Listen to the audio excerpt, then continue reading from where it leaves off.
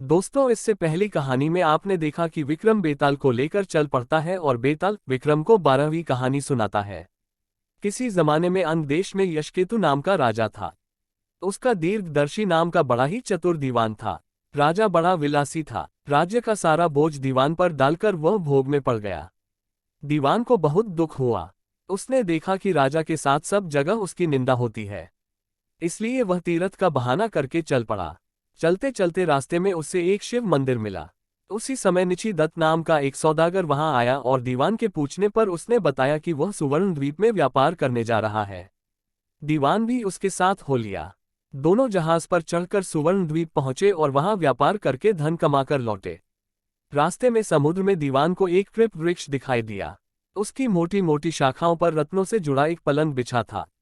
उस पर एक रूपवती कन्या बैठी वीणा बजा रही थी। थोड़ी देर बाद वह गायब हो गई और पेड़ भी नहीं रहा। दीवान बड़ा चकित हुआ। दीवान ने अपने नगर में लौटकर सारा हाल कह सुनाया। इस बीच इतने दिनों तक राज्य को चलाकर राजा सुधर गया था और उसने विलासिता छोड़ दी थी। दीवान की कहानी सुनकर राजा उस सुंदरी को पाने के लिए बेचैन हो उठा और राज्य का सारा काम दीवान पर सौंपकर तपस्वी का भेष बनाकर वहीं पहुंचा। पहुंचने पर उसे वही कल्प वृक्ष और वीणा बजाती कन्या दिखाई दी। उसने राजा से पूछा, तुम कौन हो?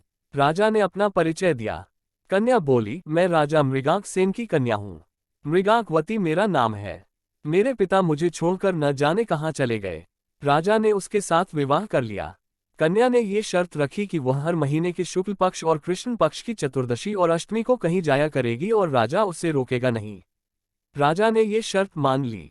इसके बाद कृष्ण पक्ष की चतुर्दशी आई तो राजा से पूछकर मृगांकवती वहां से चली। राजा भी चुपचाप पीछे पीछे चल दिया। अचानक राजा ने देखा कि एक राक्षस निकला और उसने मृगांकवती को निगल लिया। राजा को बड़ा गुस्सा आया और उसने राक्षस का सिर काट डाला। मृगांकवती उसके पेट से जीवित निकल आई। राजा ने उससे पूछा कि यह क्या माजरा है तो उसने कहा, महाराज, मेरे पिता मेरे बिना भोजन नहीं करते थे।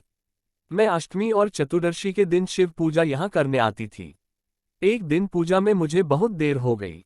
पिता को भूखा रहना पड़ा। देर से जब मैं घर लौटी तो उन्होंने गुस्से में मुझे शाप दे दिया कि अष्टमी और चतुर्दशी के दिन जब मैं पूजन के लिए आया करूंगी तो एक राक्षस मुझे निगल जाया करेगा और मैं उसका पेट चीरकर निकला करूंगी। जब मैंने उनसे शाप छुड़ाने के लिए बहुत अनुनय की तो वह बोले, जब अन्यदेश का राजा तेरा पति बनेगा और तुझे राक्षस से निली जाते देखेगा तो वह राक्षस को मार देगा, तब तेरे शाप का अंत होगा। इसके बाद राजा उसे लेकर नगर में आया। दीवान ने ये देखा तो उसका हृदय फट गया और वह मर गया। इतना कहकर बेताल ने पूछा, हे राजन, ये बताओ कि स्वामी की इतनी खुशी के समय दीवान का हृदय क्यों फट गया?